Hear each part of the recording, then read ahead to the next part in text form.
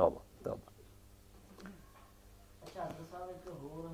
اس سے ایک بات تو ضمن یہ بھی یاد رکھیں، قرآن پاک میں کئی جگہ واحد کا صیغہ آتا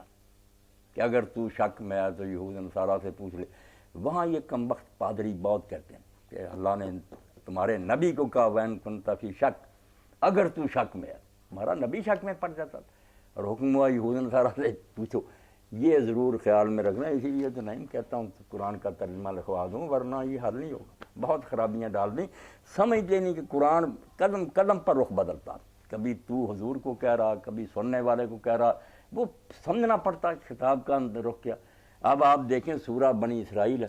وہاں حکم ہوتا ہے کہ تیرے رب نے یہ کہا کہ شرک نہ کر، وہاں آتا ہے کہ تیرے ماں باپ،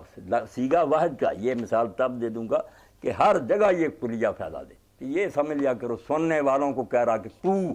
حضور کو نہیں کہہ رہا۔ اب وہاں بات اللہ تعالیٰ فرماتا ہے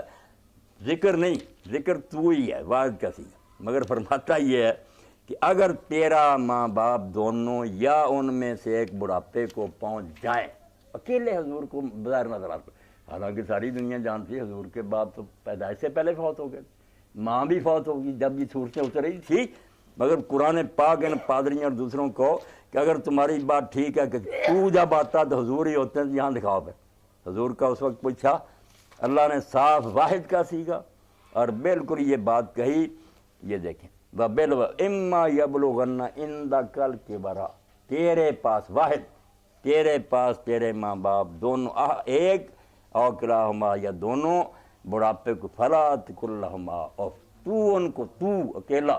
اب ظاہر بات ہے کہ اگر یہ نہ سمجھیں کہ سننے والوں کو کہا جا رہا ہے تو رسول اللہ کے ماں باپ قبر سے لائیں گے کہ حضور ان کے ساتھ یہ سلوک کرے؟ تو یہ نوٹ کر لیں کہ جہاں جہاں ایسی بات آئی نہیں کہ جس کو یہ شک ہے، وہ حضور کو نہیں، جو قرآن سن رہا یا اس کو کہا جا رہا کہ اے سامع،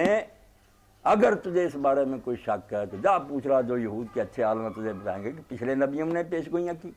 یہ درمیان میں نقطہ آ گیا کہ واحد پڑھ کر کافر نہیں ہو جانا کہ حضور سے اللہ یہ کہہ رہا ہے، وہ واحد سننے والے کو کہہ رہا، اے قرآن کے سامع، اگر تجھے کوئی بات شک میں ڈالتی تو اس طرح تھلی کر۔